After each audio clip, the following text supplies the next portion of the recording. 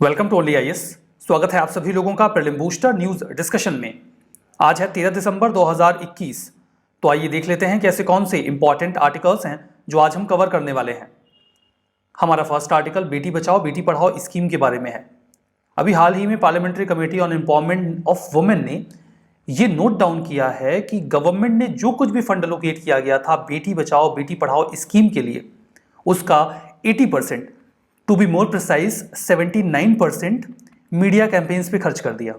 इसके बाद सरकार का इस आधार पे बहुत ही ज़्यादा क्रिटिसिज्म किया जा रहा है कि इसमें और भी कंपोनेंट्स थे जिन पर पैसे खर्च किए जाने थे, लेकिन आपने सारा का सारा पैसा एडवर्टीजमेंट पे खर्च कर दिया। बात करते हैं बेटी बचाओ बेटी पढ़ाओ इनिशिएटिव के बारे में। इस इनिशिएटिव को 2015 में लॉन्च किया गया था हरियाणा के पानीपत से। ऑब्जेक्टिव यही था कि जो सेक्स सेलेक्टिव अबॉर्शंस किए जाते हैं, मतलब कि अगर पता चल गया कि गर्भ में बच्ची है तो उसे मार दिया जाता था, जिसकी वजह से चाइल्ड सेक्स रेशियो डिक्लाइन कर रहा था, उसे हमें रोकना था। ऑब्जेक्टिव ये था कि हम लोगों के अंदर बिहेवियरल चेंज लेकर आएं, उनके व्यवहार में अंतर लेकर आएं, ताकि वो बच्चियों को उतना ही महत्व दें जितना कि वो बच्चों को या लड़कों को देते हैं। इसीलिए स्कीम में दो बहुत ही इंपॉर्टेंट कंपोनेंट्स थे।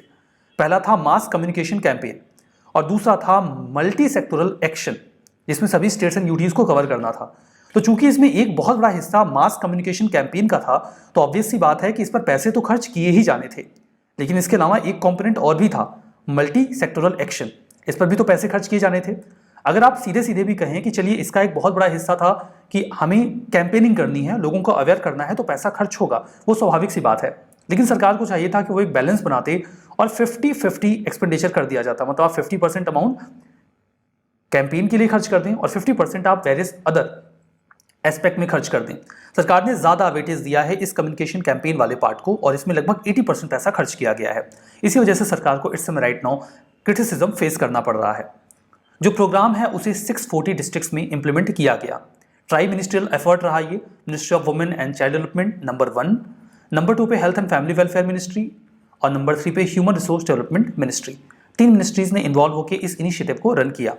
हमारा next article certification course on home energy audit के बारे में है। ब्यूरो ऑफ एनर्जी इफिशियंसी ने भी हाल ही में लॉन्च किया है certification course on home energy audit, यानी कि HEA। National energy conservation week 8 से 14 दिसंबर तक उनका जो चल रहा है, उसी दौरान इसे लॉन्च किया गया। ब्यूरो ऑफ एनर्जी इफिशियंसी, नाम से स्पष्ट है ये एनर्जी की इफिशियंसी के लिए काम करते हैं। और दूसरा महत्वपूर्ण शब्द है होम एनर्जी ऑडिट। इसके लिए एक सर्टिफिकेशन कोर्स होगा। होम एनर्जी ऑडिट क्या होता है?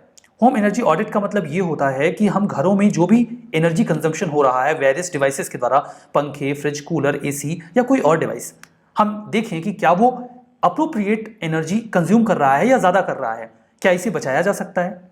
इसी को कहा जाता है होम एनर्जी ऑडिट। कुछ ऐसे लोगों को तैयार किया जाए जो इस ऑडिट को कर सकते हों। इसी के लिए सर्टिफिकेशन कोर्स B ने लॉन्च किया है।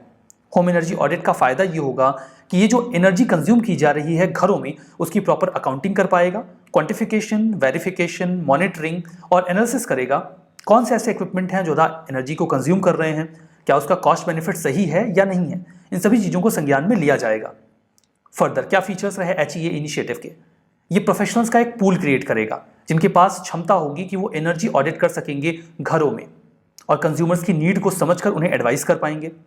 दूसरा, जो डोमेस्टिक कंज्यूमर्स हैं जो घरों में बिजली को खर्च करते हैं, वो अपना होम एनर्जी ऑडिट करवा पाएंगे वेरियस जो स्टेट डेजिग्नेटेड एजेंसीज हैं उनके द्वारा, जो सर्टिफाइड होम एनर्जी ऑडिटर्स अपने पास रखेंगे। तीसरा होगा कि लोगों को अवेयर किया जाए। स्पेसिफिकली यहाँ पे अवेयर करने की बात की जा रही है जो स्टूडेंट्स एनर्जी इंजीनियरिंग या डिप्लोमा कर रहे हैं, क्या आप सर्टिफिकेशन कोर्स करके इस नए सेगमेंट में एंट्री कर सकते हैं जहां पर आप होम एनर्जी को ऑडिट कर सकते हैं। HEA इनिशिएटिव का सिग्निफिकेंस क्या रहेगा? ये इनिशिएटिव इंक्रीज करेगा यंगस्टर्स में एम्प्लॉयबिलिटी को। एम्प्लॉयमेंट उन्हें मिलेगा कि नहीं अगर वो होम एनर्जी को ऑडिट करेंगे तो। फर्दर क्लाइमेट चेंज मिटिगेशन और सस्टेनेबिलिटी में भी इससे हमें मदद मिलेगी। हमारा next article global health security index 2021 के बारे में है। ग्लोबल हेल्थ सिक्योरिटी इंडेक्स को अभी हाल ही में रिलीज किया गया है। यहाँ पर देखिए, सबसे पहले मैं आपको इसका कोर मामला बता देता हूँ। ग्लोबल हेल्थ, पूरी दुनिया की हेल्थ की बात की जा रही है और उसकी सिक्योरिटी। लेकिन सिक्योरिटी किससे? हाल फिलहाल में जो सबसे बड़ा खतरा हमारे सामने आया था दैट वाज थ्रू कोविड-19 और भविष्य में ऐसे और इन्फेक्शियस डिसीज के आने की संभावना है। इन दैट केस ये जो इंडेक्स है ये इवेलुएट करता है कि दुनिया में ओवरऑल दुनिया कैसे तैयार है इस प्रकार के थ्रेट को हैंडल करने को लेकर। फर्दर अलग अलग देशों की क्या तैयारियां हैं अगर वापस से हमें ऐसा कोई पेंडेमिक फेस करना पड़ता है तो। किसने रिलीज किया, तैयार किया इस इंडेक्स को? इसे रिलीज किया गया है न्यूक्लियर थ्रेट इनिशिएटिव यानी कि एनटीआई के द्वारा। अकेले नहीं, Johns Hopkins Center for Health Security भी इसका हिस्सा रही। फर्दर इस रिपोर्ट को डेवलप किया गया, ये रिलीज करने वाली एजेंसीज हैं, डेवलप किया गया है एक थिंक टैंक के द्वारा जिसका नाम है इकोनॉमिस्ट इम्पैक्ट। जीएचएस इंडेक्स 2021 पहला कॉम्प्रिहेंसिव असेसमेंट है जहां पर हम हेल्थ सिक्योरिटी की बेंचमार्किंग डिसाइड कर रहे हैं कि कौन कितना तैयार है। इसे एसेस किया गया है 195 कंट्रीज में कि क्या वो एपिडेमिक्स या पेंडेमिक्स के लिए तैयार हैं। एसेस करने के बाद देखिए असेसमेंट 2 से 3 सालों के गैप का हो रहा है। ये देखा जाएगा कि वहां की सरकारें कितनी तैयार हैं, क्या उनमें पॉलिटिकल विल है, क्या वो एक्शन ले सकते हैं, क्या जो भी गैप्स हैं उन्हें एड्रेस किया जा रहा है जिसकी वजह से उनकी तैयारी कमजोर हो रही है। इसमें 6 कैटेगरीज में 37 इंडिकेटर्स के आधार पर 171 क्वेश्चंस इवैल्यूएट किए गए हैं। इनके बेसिस पे जो जानकारी मिली है उसी के बेसिस पे कंट्रीज को रैंक किया गया है उनके स्कोर के बेसिस पे। जो स्कोर है वो 0 to 100 के बीच में फ्लक्चुएट करेगा। 100 का मतलब होगा आप पूरी तरीके से तैयार हैं और 0 का मतलब है कि आपका बेड़ा गर्क होने वाला है। इसी के बीच में जो भी कंट्रीज हैं उनके नंबर्स रहे हैं। निकल के क्या आया? दुनिया का जो ओवरऑल परफॉर्मेंस है वो 38.9 के स्कोर पे है 2021 में। 19 में 40.2 था। इसका मतलब यह है कि ऐसे पेंडेमिक्स को लेकर हम 2019 में ज्यादा तैयार थे 2021 की तुलना में। हमारी तैयारी ढीली पड़ी है, जबकि इन्फेक्शियस डिसीज आने वाले डिकेड में और भी ज्यादा ग्लोबल इकोनॉमी को नुकसान पहुंचाने की संभावना रखता है। 2021 में किसी भी कंट्रीज ने टॉप टीयर में एंट्री नहीं की और जो मैक्सिमम स्कोर रहा किसी कंट्री का वो 75.9 है। अंदाजा लगाइए कौन सा देश सबसे ज्यादा तैयार रहा होगा? यूएसए। यूएसए का स्कोर सबसे हाई है, वही सबसे ज्यादा तैयार है इस प्रकार के किसी पेंडेमिक को लेकर। रिपोर्ट्स में इंडिया का स्कोर 0.8 पॉइंट नीचे गिरा है 2019 की तुलना में।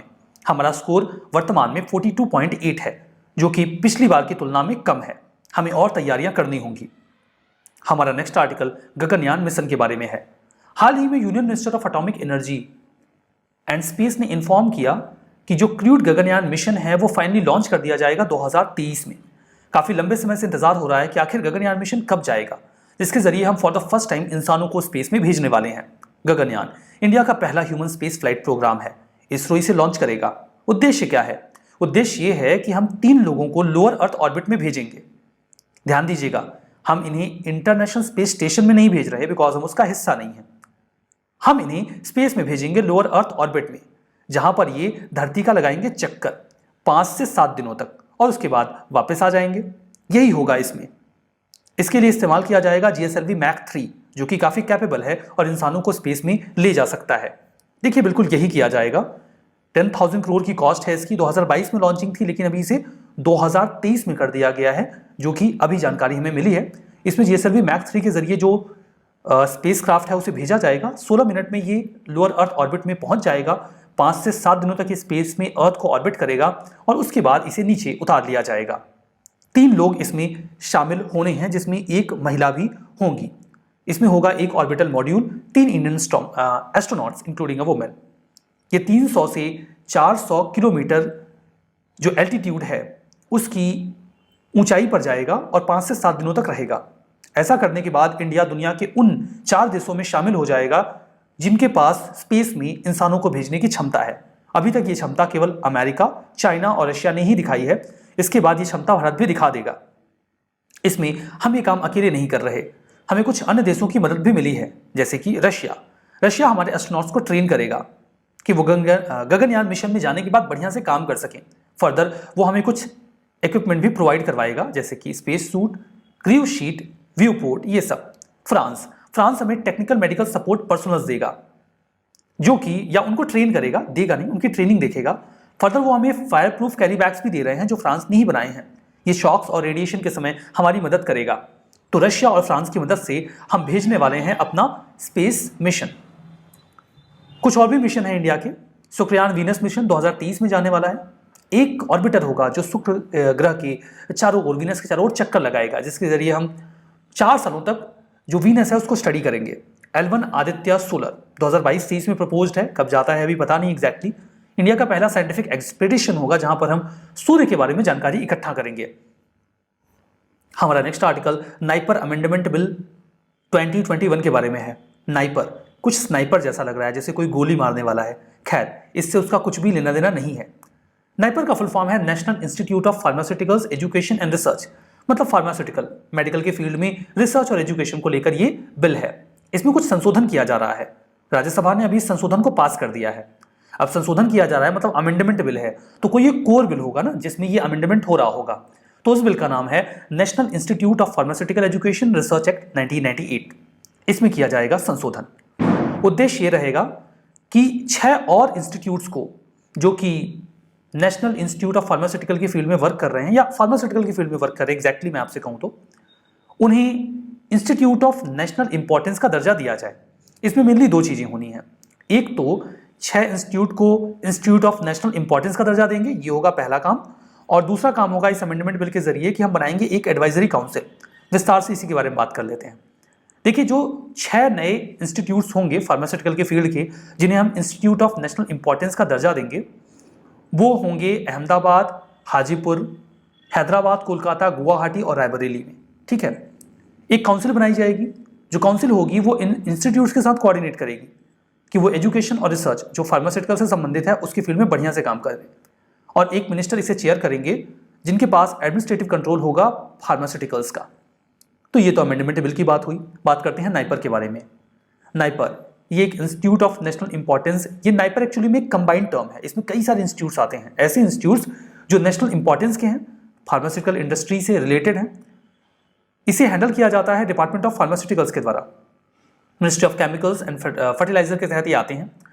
ये फार्मास्यूटिकल साइंस और रिलेटेड एरियाज में लीडरशिप प्रोवाइड करवाते हैं, न केवल इंडिया में बल्कि South East Asia, South Asia और अफ्रीका के देशों को भी। नाइपर मोहाली, जो मोहाली में नाइपर है, वो एसोसिएशन ऑफ इंडियन यूनिवर्सिटीज़ का भी मेंबर है और एसोसिएशन ऑफ कॉमनवेल्थ यूनिवर्सिटीज़ का भी मेंबर है। हमारा नेक्स्ट आर्टिकल कॉन्वोक 2021 के बारे में है। कॉन्वोक का मतलब होता है इकट्ठा होना कुछ करने के लिए। क्या करने के लिए? काइंड ऑफ सिंपोजियम है। सिंपोजियम का क्या मतलब होता है? सिंपोजियम का मतलब होता है कुछ एक्सपर्ट्स इकट्ठा होंगे और कुछ डिबेट एंड डिस्कशंस करेंगे। तो कुछ एक्सपर्ट्स काइंड ऑफ इकट्ठा होने के बाद कुछ बातचीत करने वाले हैं। इस कॉन्वोक को ऑर्गेनाइज किया गया नीति आयोग के द्वारा, अकेले नहीं, भारतीय फाउंडेशन के साथ मिलकर। क्यों इकट्ठा हुए भाई? भला क्या जरूरत आन पड़ी? नेशनल रिसर्च सिंपोजियम जिसमें एक्सपर्ट्स की मीटिंग हुई, इसमें बुलाया गया टीचर्स को और स्कूल के हेड्स को। क्यों बुलाया गया अभी बताने की जरूरत नहीं है, आपको पता है। इंडिया में एजुकेशन की हालत खराब है, क्वालिटी एजुकेशन इम्पार्ट नहीं की जा पा रही है। क्या चैलेंजेस आ रहे हैं, कैसे हम उन पर फोकस करें? टीचर्स, एजुकेशनिस्ट, जो हेड ऑफ स्कूल्स हैं, उनका क्या रोल हो सकता है, इसी चीज को लेकर यहां पर बातचीत की गई। बातचीत हुई, अच्छी बात है। इसे किसने लॉन्च किया? नीति आयोग ने भारतीय फाउंडेशन के साथ। मैं बता चुका हूं, भारतीय फाउंडेशन भारतीय एंटरप्राइज का एक फिलैंथ्रोपिक ग्रुप है जो लोगों के परोपकार का काम करता है। क्या फीचर होगा? फीचर ये होगा कि स्कूल टीचर्स, प्रिंसिपल्स, हेड्स जो स्कूल्स के हैं उनको बुलाएंगे, उनसे बातचीत की जाएगी, इनकरेज किया जाएगा कि आप कौन से रिसर्च बेस्ड सॉल्यूशंस ला सकते हैं ताकि ग्रास रूट लेवल पे बच्चों को अच्छी एजुकेशन दी जा सके। सिग्निफिकेंस क्या रहेगा इस इनिशिएटिव का? सिग्निफिकेंस ये है कि जो सजेशंस आएंगे उनका इस्तेमाल नेशनल एजुकेशन पॉलिसी 2022 में इनकलकेट करके किया जाएगा ताकि हम नए अप्रोच ऑप्ट कर सकें। हम एक ऐसा कल्चर क्रिएट कर सकें जहां पर रिसर्च बेस्ड पेडागॉगी को इंप्रूव किया जाए। पेडागॉगी का मतलब होता है पढ़ाना लिखाना, शिक्षा से एसोसिएटेड, ताकि स्कूल एजुकेशन का आउटकम हमें बढ़िया मिल जाए। हमारा next article We Think Digital Programme के बारे में है। वी थिंक डिजिटल मतलब हम डिजिटल सोचते हैं। किसका इनिशिएटिव है? इनिशिएटिव है नेशनल कमीशन फॉर वुमेन का। इन्होंने ही इसे लॉन्च किया है। ये एक ऑनलाइन रिसोर्स सेंटर होगा जिसके जरिए हम लोगों को ट्रेन करेंगे। भला क्यों ट्रेन करेंगे? और प्रोग्राम क्या अकेले एनसीडब्ल्यू का है? गलत है। एनसीडब्ल्यू के साथ इसमें शामिल हुआ फेसबुक और साइबर पीस फाउंडेशन। क्या प्लान है इन तीनों लोगों का मिलकर करने का? Facebook digital literacy training programme चलाएगा जहां पर वो 1 लाख भारतीय महिलाओं को ट्रेन करेंगे 7 राज्यों में, उत्तर प्रदेश, आसाम, वेस्ट बंगाल, मध्य प्रदेश, गुजरात, झारखंड और बिहार। क्यों ट्रेन करेंगे? भला उन्हें इससे क्या फायदा होने वाला है इन महिलाओं को? ये महिलाएं जब एक बार ट्रेन हो जाएंगी तो वो समझ जाएंगी कि जो डिजिटल कंटेंट आ रहा है वो किस तरीके का है। इस प्रोग्राम के जरिए जो एजेंसीज हैं वो गवर्नमेंट और सिविल सोसाइटी को एक साथ लेकर ऐसे लर्निंग मॉड्यूल्स तैयार करेंगे ताकि हम वुमेन को स्किल कर सकें, उनकी एबिलिटी बेहतर कर सकें, ताकि वो क्रिटिकली सोच सकें। जो कुछ भी ऑनलाइन कंटेंट वो देखते हैं उसे वो समझें कि ये नुकसानदेह है। अगर वो नुकसानदेह है तो उसे वो रिपोर्ट करें और रेस्पेक्टफुली कम्युनिकेट कैसे करना है इसके बारे में भी जानकारी इकट्ठा करें। ऑनलाइन रिसोर्स सेंटर, इसके जरिए साइबर सिक्योरिटी के डोमेन में इंफॉर्मेशन दी जाएगी लोगों को, स्पेसिफिकली महिलाओं को। पोस्टर्स, अवेयरनेस वीडियोस, क्विज और सेल्फ लर्निंग मॉड्यूल्स के जरिए, ताकि वो जो ऑनलाइन कंटेंट है उसको सेफ तरीके से यूज करना सीखें। कोई खराब कंटेंट है तो उसे रिपोर्ट करना जाने और साइबर क्राइम को कैसे रिड्रेस किया जा सकता है उसका मैकेनिज्म समझें।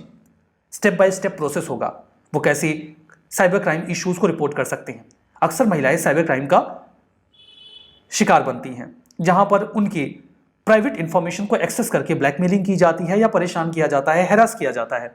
ऐसी स्थिति में अगर वो इन चीजों के लिए तैयार रहेंगे तो निश्चित तौर पे सहूलियत होगी। उद्देश्य ये है कि जो महिलाएं डिस्ट्रेस में हैं हम उनकी मदद करें, उनकी ऑनलाइन सेफ्टी को सिक्योर करें।